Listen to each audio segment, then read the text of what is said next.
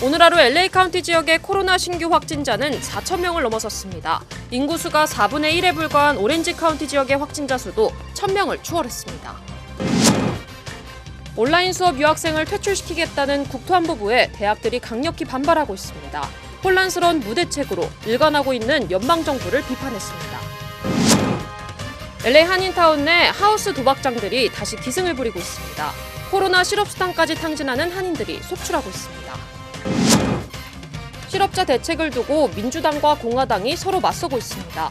연방 실업수당을 연장하자는 민주당과 일터에 복귀할 경우 장려금을 주자는 공화당이 팽팽합니다. 미 연방수사국장이 미 대선에 중국 정부의 개입 가능성을 경고했습니다. 현재 수사 중인 사건의 절반 정도가 중국과 관련이 있다고 주장했습니다.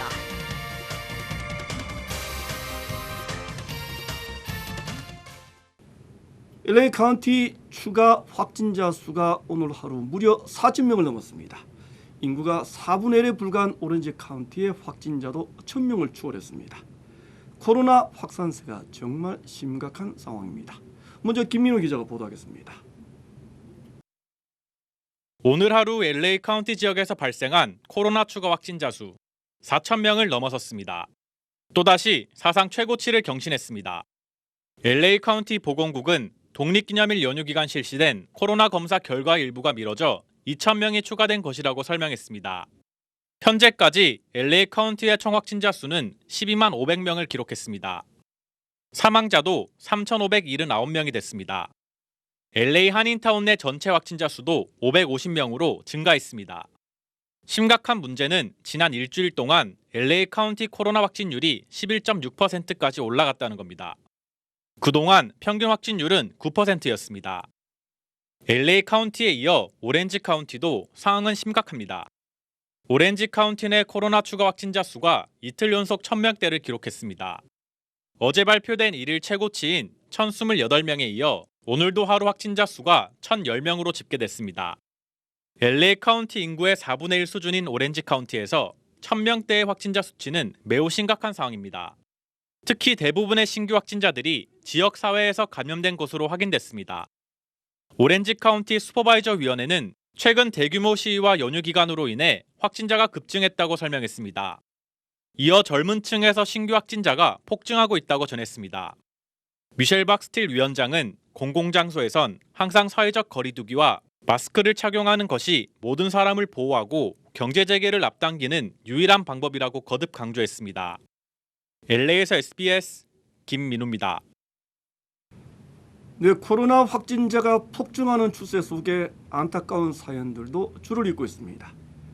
현직 사회복지사인 딸과 아버지가 함께 코로나에 감염돼 숨지는 비극적인 일도 일어났습니다. 이재린 기자입니다.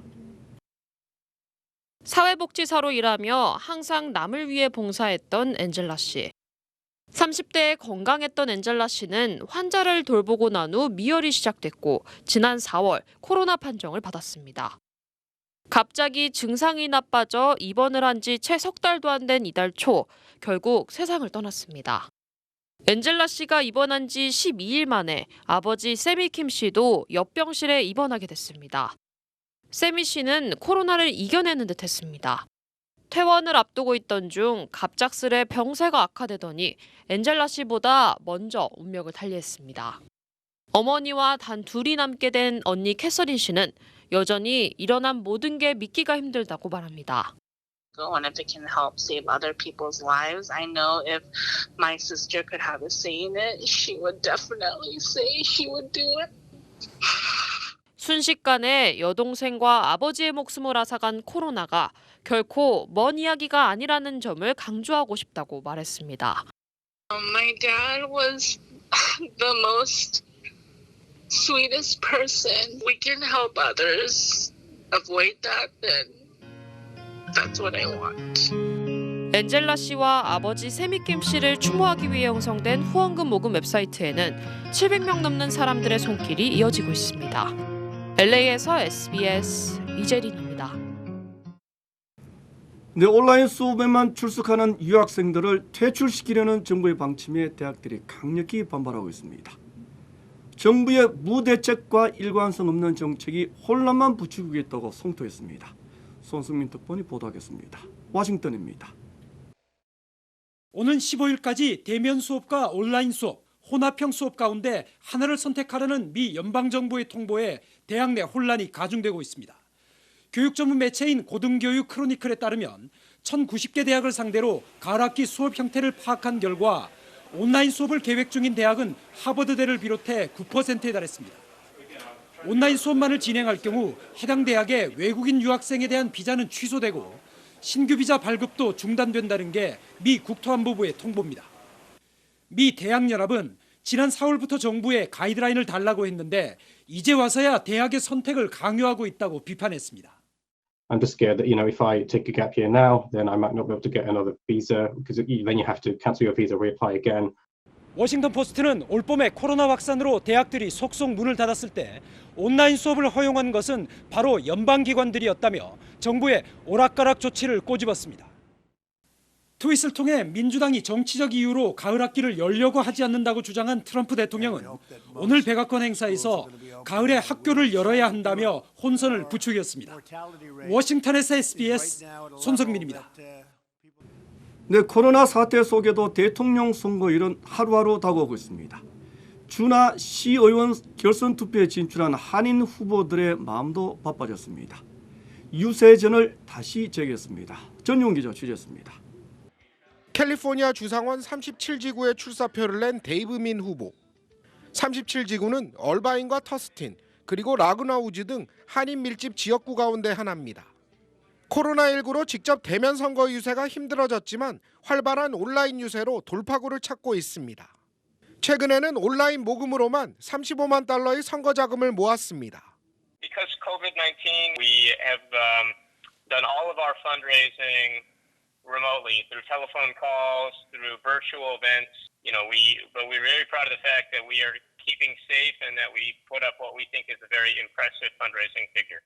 지난달 여론조사에서는 지역구 유권자 성향이 민주당 우세로 돌아서 민 후보에게 유리하다는 전망이 나오기도 했습니다. People were thinking that our race was in a good position, but we need Hangul people to give us that extra oomph, that extra lift to make sure we win. So we are very grateful, 감사합니다 for all the Hangul support in this race. 한인타운이 포함된 LA시 10지구 결선에 진출한 그레이스 유 후보는 최근 선거자금 모금에서 목표액을 넘어서는 실적을 냈습니다. 더구나 흑인과 라틴계 유력 인사들의 지지까지 계속 이어지고 있습니다. 많은 분들이 온라인으로 도네이션을 많이 기부를 해주셨어요. 많은 분들이 1,000만 불 이상 보내줬어요. 딱 일주일 안에. 저의 목적보다 더 많이 들어온 것에 대해서 저는 대단히 감사하게 생각합니다. 최근 LA 시의회의 개혁을 요구하는 목소리와 맞물려 유 후보의 선거운동은 더욱 탄력받고 있습니다. 지금 LA3 corruption 비리 문제 때문에 새로운 정치인이 필요 있다고 많은 분들이 그렇게 생각하면서 저를 더 많이 지지해주고 있어요. 그러면 우리 라티노 커뮤니티하고 아프리칸 아메리칸 커뮤니티에서 많이 돕고 있습니다. 적극적인 온라인 유세로 유권자들을 만나고 있는 한인 후보들. 코로나19 사태 속에도 11월 선거 당선을 향해 순항하고 있습니다. LA에서 SBS 전영웅입니다. 네, LA 한인타운 내 불법 하우스 도박장. 어제 오늘의 문제는 아닙니다. 하지만 요즘에는 실업수당까지 탕진하는 한인들이 속출하고 있습니다. 이상민 기자가 보도하겠습니다. LA 한인타운 올림픽과 카탈리나 길 인근에 위치한 한 불법 도박장. 최근 이 불법 도박장을 찾는 한인들의 연령층은 노년층에서 중년층으로 낮아졌습니다. 코로나19 사태로 실업수당을 받는 중년층 수혜자들이 몰리고 있기 때문입니다. 언니 수능부터 있잖아. 290 플러스 해갖고 돈 나오잖아. 달달이. 그러니까 자기들 월급 받은 것보다 그냥 일 안 해도 2,400불이라는 돈이 나오잖아. 그 달에. 그래서 그냥 그런 가지고 12밀리언 연결로 가지고 보러 가는 거지. 편하게. 실업수당을 받는 일부 한인들은 불법 도박장을 찾아 수백에서 많게는 수천 달러까지 탕진하고 있는 것으로 전해졌습니다. 젊은 애들도 젊은 애지만 그냥 무조건 생각하니까 40대 이후에 보는데 40, 50대. 도박장을 찾는 한 한인은 도박장에서는 마약과 매춘 거래로 이어지고 있다고 설명했습니다. 마약 같은 거는 기본이고 매춘은 쟤네들끼리 알아서 하는 거고. 심지어 고금리 사채업자와 연결까지 시켜주고 있다고 강조했습니다. 경찰은 불법 도박장 운영자는 물론 도박을 하는 사람도 처벌을 받을 수 있다는 점을 경고했습니다. 현재 LA 한인타운에서 운영되고 있는 불법 도박장은 15곳에 달할 것으로 파악하고 있습니다. LA에서 SBS 이삼현입니다. 네, 일부 대형주들의 코로나 확산 세화는 상당히 대조적인 주가 있습니다. 바로 뉴욕주입니다. 코로나 사망자 수는 한 자릿 수를 기록하고 있습니다.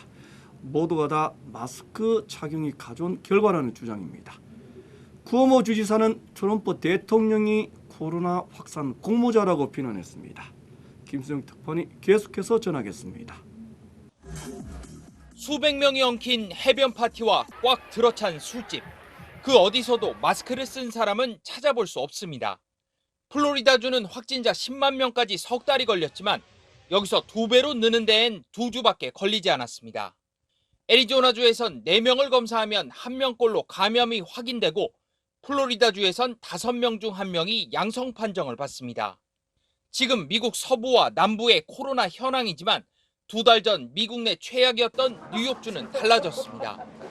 한때 하루 1250명까지 사망자가 나왔지만 지금은 한 자릿수로 안정됐습니다. 검사 대상 중 양성 판정률은 1.1%까지 떨어졌습니다. 쿠오모 뉴욕주지사는 마스크 덕분이라고 평가했습니다. April 15th, first state in the nation to start masks.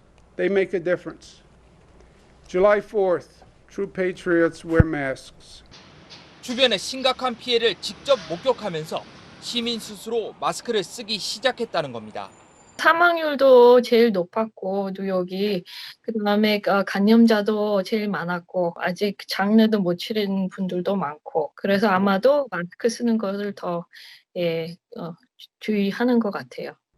쿠오모 주지사는 트럼프 대통령이 바이러스를 퍼뜨리고 있다고 비난했습니다. 확진자의 99%는 위험하지 않다고 말하며 코로나 확산의 공모자 역할을 그만두고 이젠 바이러스의 실체를 인정하라고 충고했습니다. 연방정부의 실업수당을 계속 연장해야 한다. 민주당의 주장입니다. 이에 반해 공화당은 일터에 복귀할 경우에만 장려금을 주자고 반박하고 있습니다. 어느 방안이 실업 문제 해결에 더 효과적이라고 생각하십니까? 전용훈 기자입니다. 이달 말 종료되는 연방정부의 $600 추가 실업수당 지급. 민주당과 공화당이 추가 실업수당 지급을 두고 힘겨루기를 벌이고 있습니다. 민주당 하원은 이미 연방 실업수당을 내년 1월까지 연장하는 $3조 규모의 추가 경기부양 예산안을 처리했습니다. 실업률이 떨어질 때까지는 정책을 유지하며 단계적으로 폐지하자는 입장입니다. 하지만 공화당은 추가 실업수당이 실업자들의 직장 복귀를 막는 역효과가 나고 있다고 반대하고 있습니다. 대신 일터에 복귀할 경우 주당 $450를 추가 지급하거나 $1,200를 일시 지급하는 방안을 상원에서 제시했습니다. 이런 가운데 2차 경기부양 현금 지급 가능성도 높아지고 있습니다. 일부 전문가들은 현금 지급과 연방실업수당 연장, 그리고 일터 복귀 장려금까지 모두 시행될 가능성도 있다고 분석하고 있습니다. 추가 경기부양 예산안은 의회가 휴회를 끝내고 돌아오는 20일부터 본격적인 논의가 이뤄질 것으로 보입니다. LA에서 SBS 전영웅입니다. 네, 한 달 전에 이미 예고한 것처럼 트럼프 대통령은 세계보건기구 탈퇴를 공식적으로 통보했습니다. 코로나 바이러스에 대처하는 국제사회의 협력이 더욱 어려워졌다는 비판이 일고 있습니다. 김윤수 특파원입니다.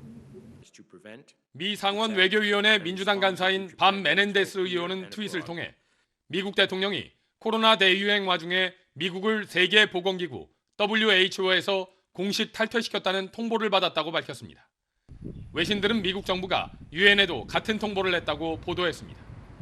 트럼프 대통령은 그동안 WHO가 중국 편을 들다 코로나19 초기 대응에 실패했다며 강하게 비난해왔습니다. 5월 말에는 WHO와의 관계 단절을 선언했습니다. We will be today terminating our relationship with the World Health Organization and redirecting those funds to other worldwide and deserving urgent global public health needs. 이후 한 달여 만에 공식 탈퇴가 이뤄진 건데 WHO에 가장 많은 자금을 지원하던 미국이 탈퇴함에 따라 코로나19에 대한 국제사회의 협력이 어려워질 거란 우려가 나오고 있습니다.